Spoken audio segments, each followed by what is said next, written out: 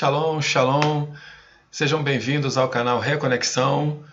Você está no ambiente virtual e digital da Escola por Princípios do Brasil, que trará hoje para cada um de vocês o entendimento sobre os fundamentos da prosperidade. E nós separamos 4 deles a fim de que você possa ter uma visão aberta do como prosperar, ou como os princípios da palavra apresentam os passos e o protocolo para que o ser humano aqui na Terra, em nome de Jesus, possa galgar níveis de prosperidade. Mas antes disso, eu gostaria de orar por você. Feche os seus olhos, põe a mão no seu coração, em nome de Jesus. Pai, muito obrigado, porque nós estamos aqui reunidos em Teu nome. Estamos prontos para Te ouvir. Que o conteúdo desse vídeo, Senhor, possa ser muito importante para as nossas vidas e que possa nos dar destino. Esclareça para nós, Senhor Deus, o que o Senhor deseja com relação à nossa vida, não somente no nível de prosperidade, mas em todo o contexto dela. Por isso, Senhor, nós entregamos os nossos corações e as nossas mentes ao Senhor, a fim de que no nome de Jesus nós possamos sair mais fortes e com o entendimento por meio da verdade com relação à prosperidade bíblica. Continua conosco, em nome de Jesus. Amém. Graças a Deus. Acompanhe comigo os slides, passo a passo, e tome nota, fique muito atento aos detalhes das explicações. Nós estaremos compartilhando alguns versículos bíblicos e que depois você pode rever, porque você sempre terá acesso a esse vídeo. Vamos lá? Acompanhe comigo.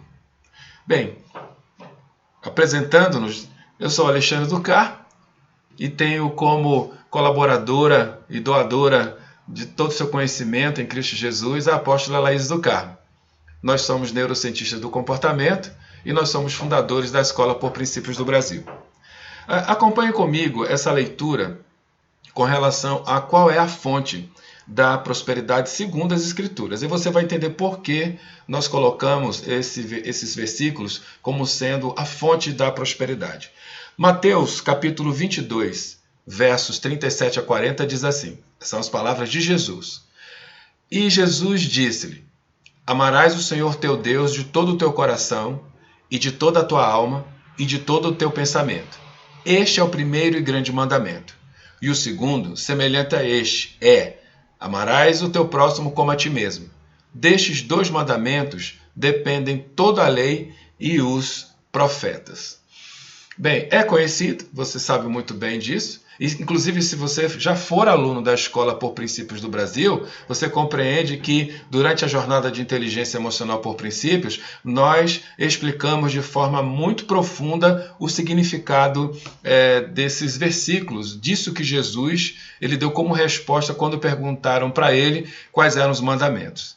É claro que quando nós passamos a estudar e a compreender o porquê de Jesus ele ter dado essa resposta, nós sempre chegaremos à conclusão e até mesmo à fonte de informação de Jesus, que é o Verbo que se fez carne, que ele foi lá nos 10 mandamentos, onde, em colocando aí o primeiro grande mandamento amar a Deus sobre todas as coisas, significa exatamente a consolidação do primeiro ao 4º mandamento, que efetivamente é amar a Deus sobre todas as coisas, não é ter, ou não é construir, ou fazer, ou adorar, ou idolatrar imagens de escultura, ou seja, não trocar o lugar de Deus, não fazer com que os filhos dos filhos eles sejam idólatras, enfim. Do primeiro ao 4º mandamento tem essa contextualização, na verdade tem o que é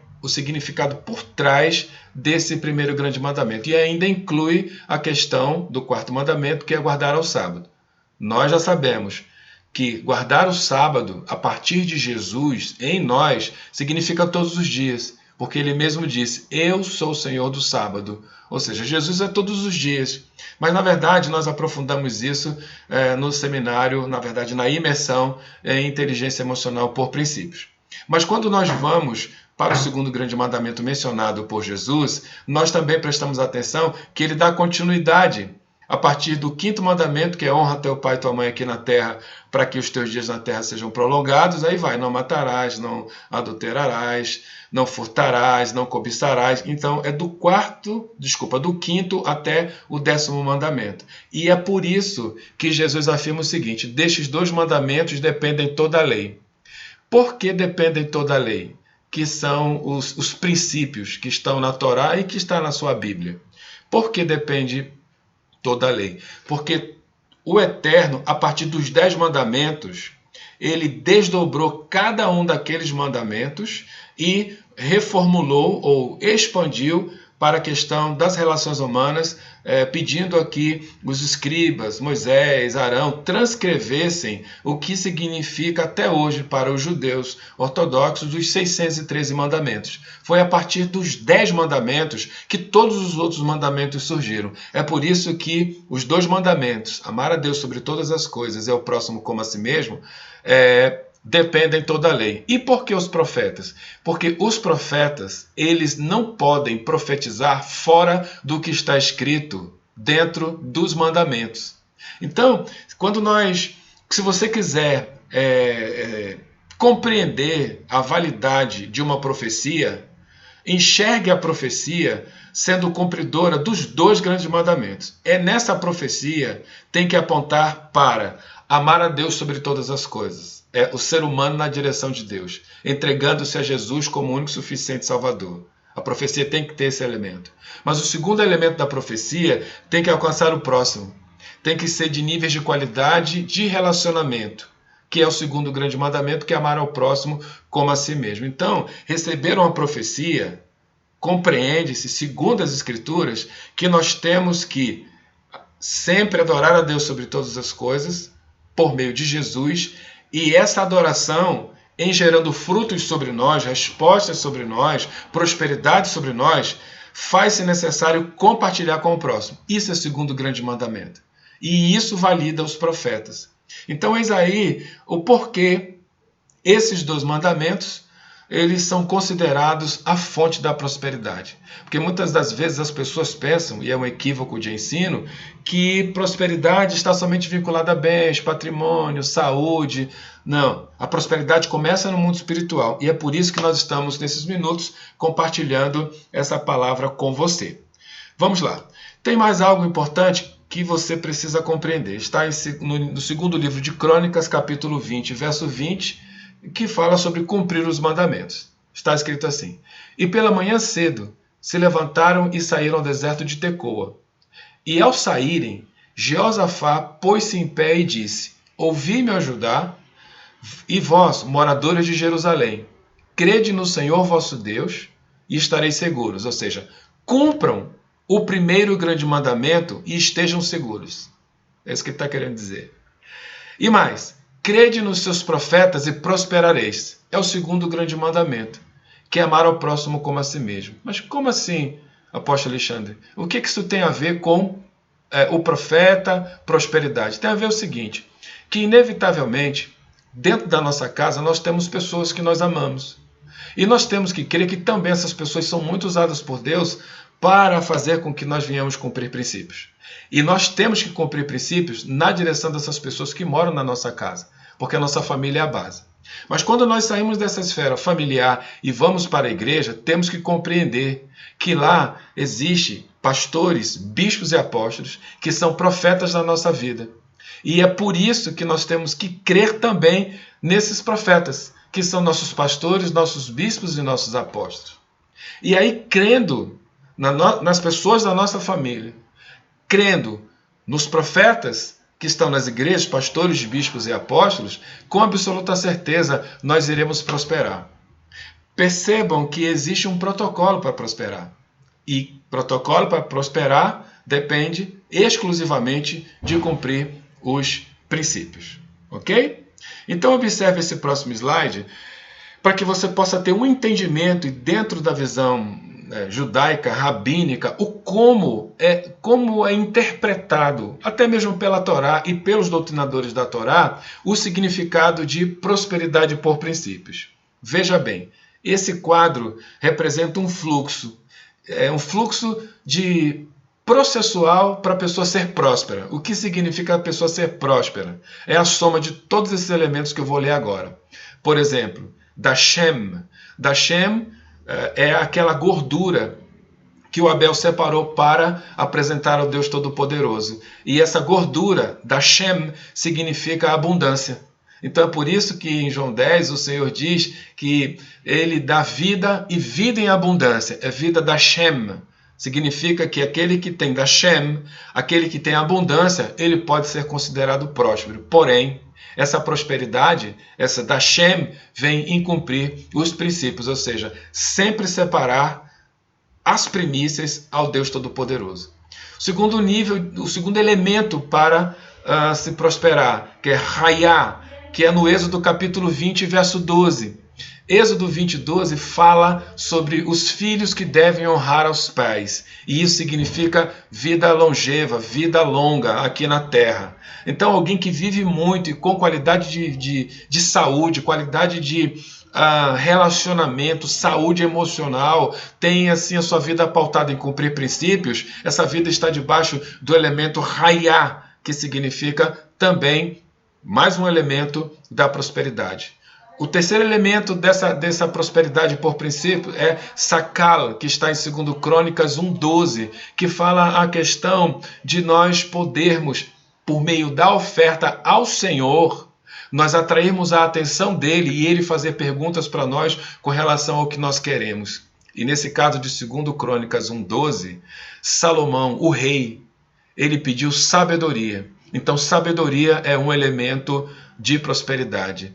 Tissalear, que está em 2 Crônicas 26, 3-5, fala sobre a gestão, fala sobre o domínio, o governo sobre tudo aquilo que o Senhor ele tem colocado nas nossas mãos e a declaração das pessoas ao nosso redor que a nossa vida é bem-sucedida porque nós cumprimos princípios. As pessoas testemunharem que nós somos bem-sucedidos, elas estão declarando que nós somos prósperos, que é Tissalear. E o último elemento da prosperidade por princípios está em Shalom, que significa o estado de imperturbabilidade.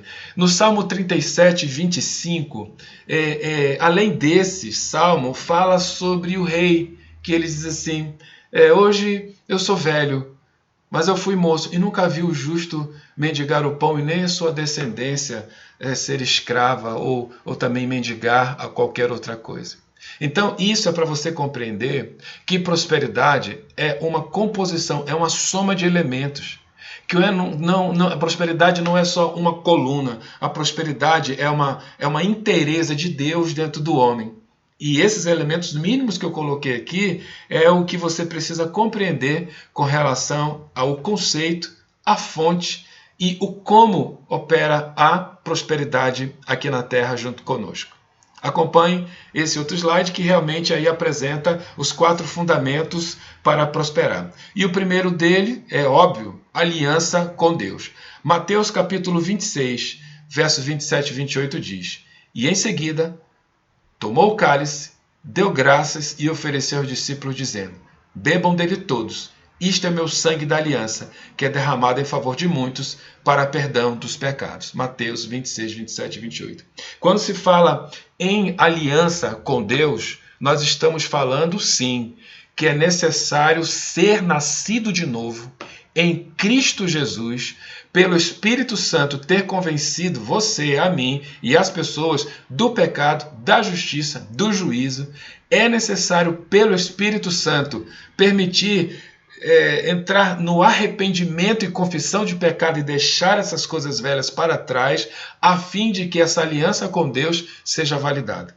Ser crente não é suficiente. Ser membro de igreja não é suficiente. Ser um bom marido, uma boa esposa, bons pais, não é suficiente. Aliança com Deus tem a ver em Jesus ser o nosso único e suficiente Salvador. E esse é o elemento número 1, o fundamento número 1 para quem quer prosperar. Prosseguindo. Gênesis capítulo 8, versos 20 e 21 diz, e edificou Noé um altar ao Senhor, E tomou de todo animal limpo e de toda ave limpa, e ofereceu holocaustos sobre o altar. E o Senhor sentiu o suave cheiro, e o Senhor disse em seu coração: Não tornarei mais a amaldiçoar a terra por causa do homem, porque a imaginação do coração do homem é má desde a sua meninice, nem tornarei mais a ferir todo o vivente como fiz. Era o Senhor declarando a aliança dele para com a humanidade de novo. É só para você compreender que esse primeiro fundamento, que é a aliança com Deus, na verdade, significa que nós devemos cumprir os princípios dele. E no caso de Noé, ao sair da arca, ele levantou um altar. Ele fez um sacrifício de animais limpos e o Senhor aprovou e aceitou aquela atitude dele. E o que isso tem a ver conosco? O nosso altar hoje é o nosso coração. Na verdade, como neurocientista, como sendo operador da inteligência emocional por princípio, o altar está aqui.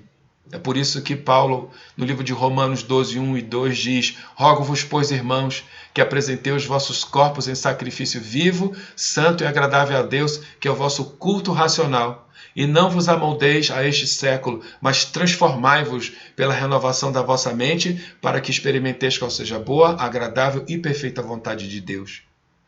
Aliança com Deus significa ter uma mente transformada. Significa ter o altar transformado, o altar limpo, que é a nossa mente e o nosso coração. Para quê? Para que tudo aquilo que nós fizermos na direção do eterno seja aceito, incluindo a oferta da nossa vida, a oferta da nossa família, a oferta do chamado que nós temos com relação à obra do Senhor, do chamado dentro da igreja. Tudo isso são ofertas, e essas ofertas precisam ser limpas, precisam ser puras, para que sejam aceitáveis diante do Deus Todo-Poderoso. Aliança com Deus é o primeiro fundamento. Vamos ao segundo fundamento, que é a honra. Êxodo capítulo 20, verso 12 diz: Honra teu pai e tua mãe, a fim de que tenhas vida longa na terra que o Senhor teu Deus te dá. Muitas das vezes as pessoas pensam que o fato de estar cumprindo os princípios bíblicos é suficiente. Gente, os princípios bíblicos é toda uma vida, é toda a vida de Deus dentro de nós. E também, apesar de ser muito confuso isso e contraditório, ter somente aliança com Deus e deixar de honrar aos pais, isso torna a aliança com Deus, nossa aliança com Deus, falha. Muitas das vezes as pessoas querem prosperar, mas não honram seus pais. Muitas das vezes as pessoas querem ter bens, querem crescer nos seus projetos, querem até ser cheios do Espírito Santo dentro da igreja, mas esqueceram dos seus pais. E isso eu estou falando de pais vivos e pais mortos. Para os pais vivos, o fundamento, esse segundo fundamento de prosperidade, significa que nós temos que dar apoio, que nós temos que visitar, que nós temos que presentear, que nós temos que dar suporte, que nós temos que ouvir, que nós temos que obedecer aos nossos pais, sendo solteiros ou casados. Aos casados que têm a sua casa, o cônjuge é prioridade, mas isso não anula a nossa honra na direção dos nossos pais. Quem não honra os pais, por mais que até esteja dentro de uma igreja evangélica, por mais até que tenha dito ou expresse que tem uma aliança com Deus, mas a desonra aos pais significa uma quebra de princípio. Logo, a nossa aliança com Deus, a aliança do ser humano com Deus, ela está falha.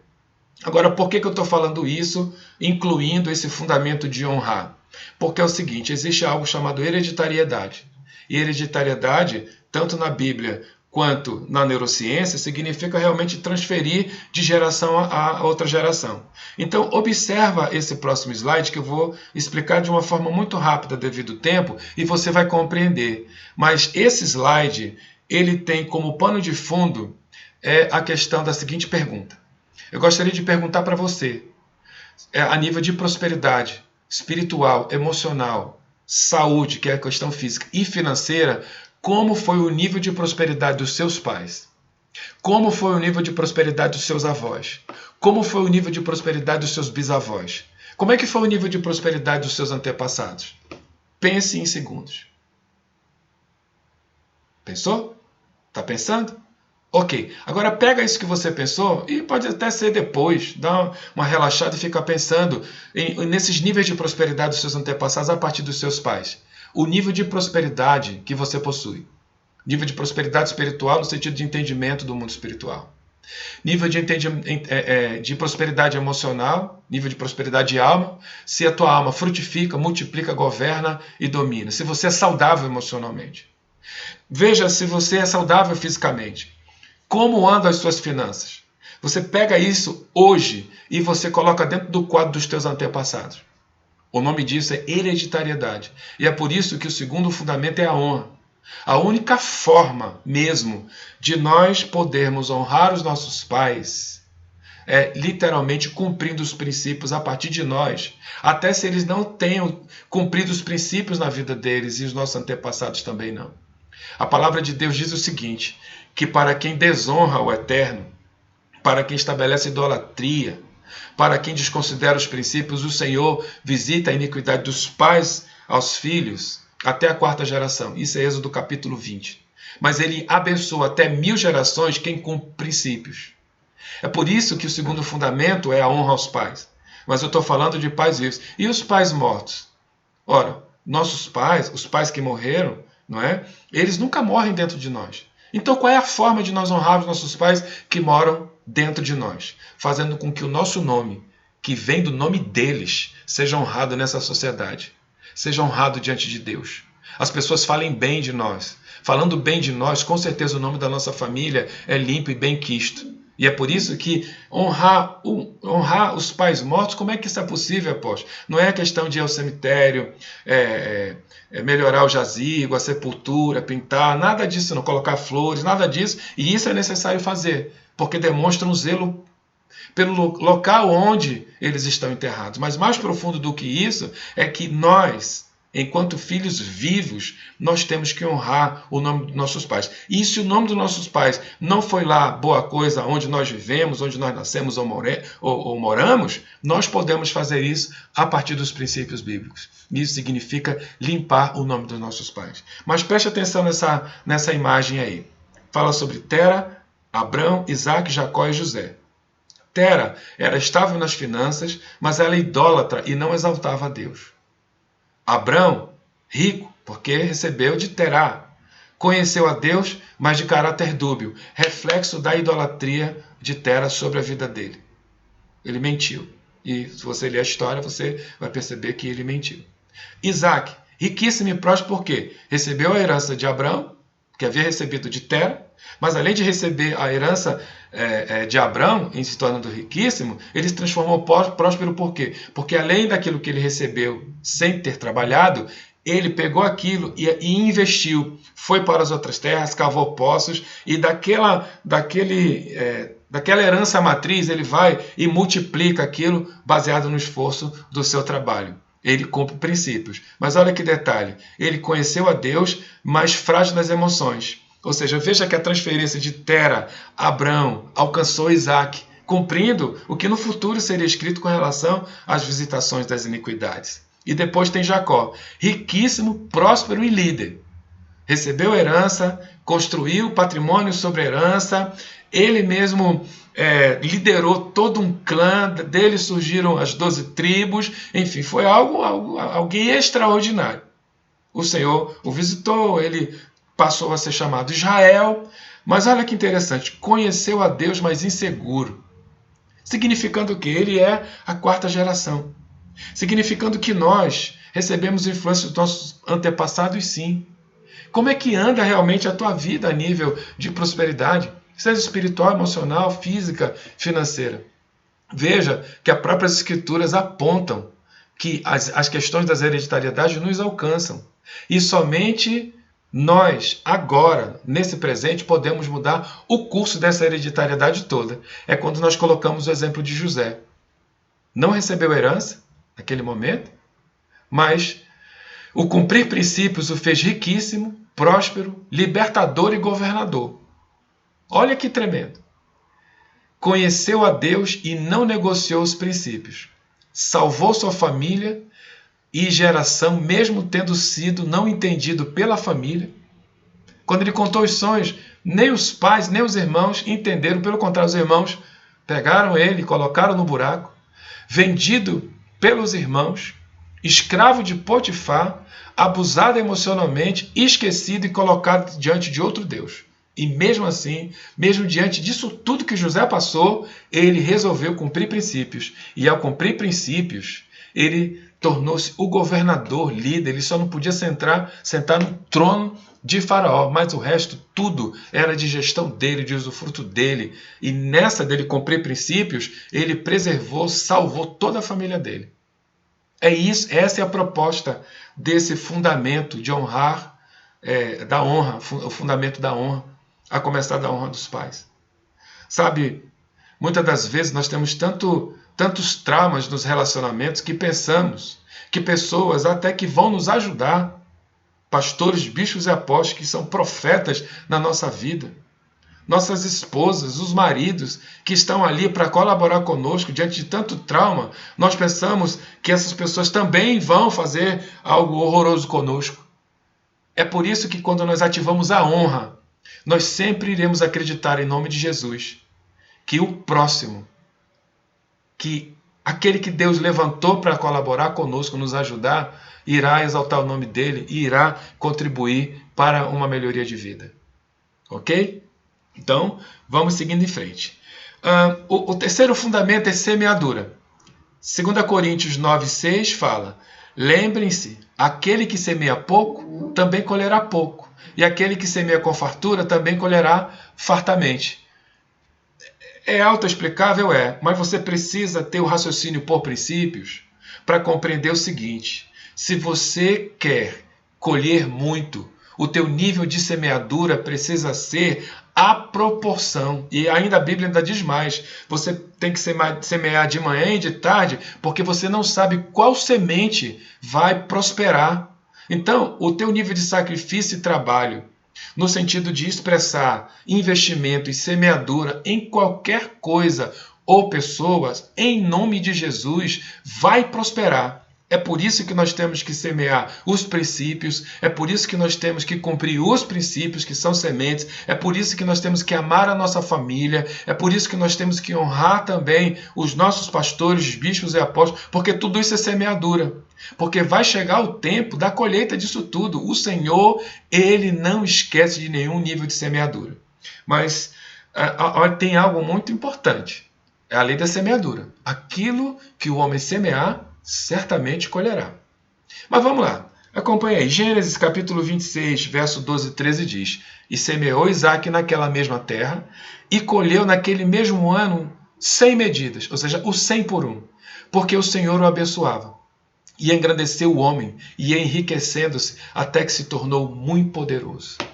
E essa questão de tornar-se muito poderoso, exclusivamente, era a seguinte questão: é que as pessoas, as nações ao redor, quando olhavam para Isaque, não diziam que ele era poderoso. Diziam que o Deus dele dara poderes para ele. Compreenda que a prosperidade não é para exaltar o seu nome. Prosperidade é para exaltar o Deus Todo-Poderoso e que sequer vem da sua boca. As pessoas ao redor vão dizer assim: uau, o Deus deles realmente os fez prosperar. Aí quando perguntar de você: vem cá, como você prosperou? Você vai ensinar o passo a passo dos fundamentos da prosperidade por princípios. Ok? Vamos aí ao quarto fundamento da prosperidade, que são os tributos bíblicos. Gênesis capítulo 4, verso 13 e 4 diz: passado algum tempo, Caim trouxe do fruto da terra uma oferta ao Senhor. Abel, por sua vez, trouxe as partes gordas das primeiras crias do seu rebanho. O Senhor aceitou com agrado Abel e sua oferta. Significa o seguinte: preste bastante atenção. Aí é o nascedouro dos tributos bíblicos. Daí vem a questão dos tributos bíblicos, depois transcrita no futuro. Mas o que é mais importante disso tudo que você está vendo aí? Que o Eterno, antes de aceitar a sua oferta, ele precisa enxergar em você a aceitabilidade. E quando nós percebemos isso aqui, olha, aceitou com agrado o Senhor a Abel e sua oferta. Deus, quando está escrito que o Eterno ele procura adoradores na terra que o adorem em espírito e em verdade. Significando o quê? Significando que primeiro ele procura as pessoas. E quando ele encontra as pessoas, essas pessoas precisam ter Jesus no coração. É só para compreender que, para cumprir tributos bíblicos, o Eterno não está olhando para a primícia, dízimo, oferta, voto, semeadura, não. Ele está olhando para dentro de você. E você, como oferta suave ao Senhor, precisa estar alinhado com os princípios da palavra, porque isso é bênção para a sua vida. Agora, preste atenção nesse slide, que é mais ou menos um resumo. Quando as receitas já existem, ou seja, quando você recebe alguma coisa, você precisa dar primícias, que significa que quando você primicia, né, que significa um dia do seu trabalho, você pega o seu valor bruto e divide por 30. Ali estão as primícias. E essas primícias precisam ser direcionadas para a bênção na mão do pastor, do bispo ou do apóstolo. É preciso crer em tudo isso, viu? Os dízimos, que é a 10ª parte do bruto, significa que protege e abençoa, conforme está escrito no livro de Malaquias. E as ofertas adora e redime as pessoas, que está escrito no livro de Levítico. Mas isso, as primícias, os dízimos e as ofertas só são possíveis ministrar na direção dos sacerdotes, na direção da igreja, para o Senhor abençoar, quando nós já recebemos. Mas, apóstolo, o que a gente faz antes de receber? Como é que a gente faz? É quando vem a questão das receitas que ainda não existem, que são os votos, e o voto o Senhor não pede. Quem faz voto é o ser humano na direção de Deus, e ele diz, olha, não faça voto de tolo, é melhor não fazer do que não cumprir, mas cumpra o voto que você fez. O voto é uma mudança de sorte. Quando você faz um voto ao Senhor, com finanças, com bens, com a sua vida, com algum propósito, você primeiro tem que cumprir. E quando você cumpre, o Senhor te dá uma resposta favorável. Ele te dá a resposta favorável. E a segunda coisa é a semeadura, que até nós já falamos anteriormente, mas a semeadura é um nível de investimento. Você ainda não tem a colheita, mas você precisa primeiro semear para que você possa colher. Por fim, Isaías capítulo 1, verso 19, fala, se quiserdes e obedecerdes, ou seja, a opção é sua, mas você tem que obedecer se você quiser prosperar. Comereis o melhor desta terra. Em nome de Jesus eu profetizo que você, primeiro, precisa querer. Você quer prosperar em nome de Jesus. Mas segundo, você tem que cumprir princípios. Você tem que obedecer. Então que o Eterno te abençoe. E antes de eu fazer a oração final, eu convido você, que ainda não fez nenhum dos cursos da Escola por Princípios, que se inscreva na jornada completa aí da inteligência emocional por princípios. E onde é que você faz isso? Acesse esse site, que é escolaporprincípios.com.br. Lá tem todos os caminhos, tem todas as informações e com certeza você irá se surpreender com a qualidade e o nível de entendimento que tem lá. Cumpra os fundamentos por princípios, que em tudo você vai prosperar. No mais, fica a nossa gratidão. Eis aí os nossos contatos. Mande um WhatsApp para nós. Nos siga nas redes sociais. Visite, inscreva-se e curta todos os conteúdos do nosso canal no YouTube, Reconexão_RX, que você vai ser muito abençoado. Então, como desfecho dessa aula, eu vou orar por você, a fim de que tudo isso gere uma aderência e você coloque em prática. Pai, em nome de Jesus, gratidão por esses minutos na tua presença, compartilhando essas informações simples, mas muito eficazes. Que cada um receba, cada um apresente-se diante do Senhor e pratique em nome de Jesus. Gratidão mais uma vez, abençoa a Escola por Princípios do Brasil e continua a fazer de nós uma voz de educação por princípios em todas as nações. Em nome de Jesus, amém. Shalom, shalom, Deus abençoe e nos acompanhe. Reconexão_RX.